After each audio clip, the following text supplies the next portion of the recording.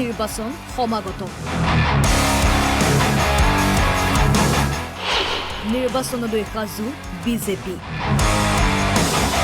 বিধানসভা নিৰ্বাচনলৈ মাজত ৩ মাহ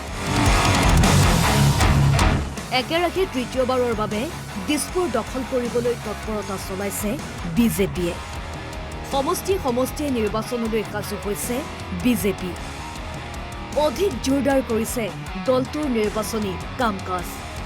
প্ৰস্তুত কৰিছে সমগ্ৰ নিৰ্বাচনী ব্যৱস্থাপনা লামডিং বিধানসভা সমষ্টিৰ অন্তৰ্গত আত্মসহায়ক গোটৰ মহিলাসকলৰ মাজত মুখ্যমন্ত্ৰী ডক্টৰ হিমন্ত বিশ্ব শৰ্মাই প্ৰদান কৰে মুখ্যমন্ত্ৰী উদ্যমিতা আঁচনিৰ প্ৰথম কিস্তিৰ ধনৰ চেক শ্ৰীমন্ত শংকৰদেৱ নগৰ খেলপথাৰত অনুষ্ঠিত হয় চেক বিতৰণৰ সভা এই সভাৰ অন্তত মুখ্যমন্ত্ৰী ডক্টৰ হিমন্ত বিশ্ব শৰ্মাই ৰাজ্যৰ ৰাজনীতিক লৈ কেইবাটাও তাৎপৰ্যপূৰ্ণ মন্তব্য কৰে মুখ্যমন্ত্ৰীৰ ঘোষণা বিধানসভা নিৰ্বাচনলৈ বিজেপি সম্পূৰ্ণ প্ৰস্তুত বৃদ্ধি হ'ব মহিলা আৰু যুৱ প্ৰাৰ্থী আমাৰ কামটো প্ৰায় সম্পূৰ্ণ হৈ গৈছে আমাৰতো একো বাকি নাই আমাৰ বাছ 102-3টা সমষ্টিত আমি ভালকৈ কণ্টেষ্ট কৰিম কেণ্ডিডেটো মোটামুটি আমাৰ ৰেডি হৈ আছে কামো ৰেডি হৈ আছে এলায়েন্সো আমাৰ ৰেডি হৈ আছে আমাৰ বিশেষ একো অসুবিধা নাই কালি আমাৰ পুৰা পাব নৱপ্ৰজন্মই পাব মহিলাই পাব আগতকৈ নৱপ্ৰজন্ম আৰু মহিলা দুইটাৰে সংখ্যা বাঢ়িব কংগ্ৰেছে অসমৰ নিৰ্বাচনতো ভোট চুৰি হ'ব বুলি আশংকা প্ৰকাশ কৰিছে অসমত এইটো ইস্যু কৰিব বিচাৰিছে কংগ্ৰেছ আৰু আন বিৰোধী দলকেইটাই এই সন্দৰ্ভত মুখ্যমন্ত্ৰীৰ প্ৰতিক্ৰিয়া ভোট চুৰি হয় নে নহয় বিৰোধীয়ে চাই থাকিলেই হ'ব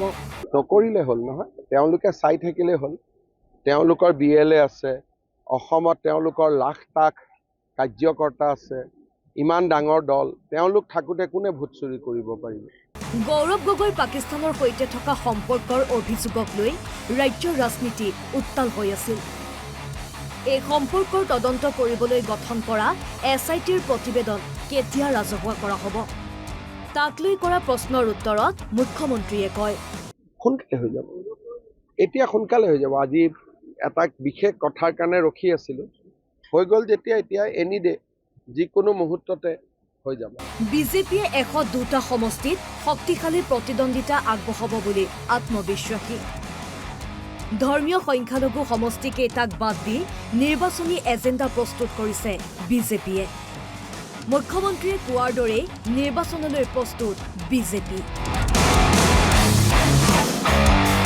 হুজাইৰ পৰা বিজু গাঁওখোৱা আৰু লংকাৰ পৰা কৃষ্ণ হাজৰিকাৰ ৰিপৰ্ট অসম লাইভ 24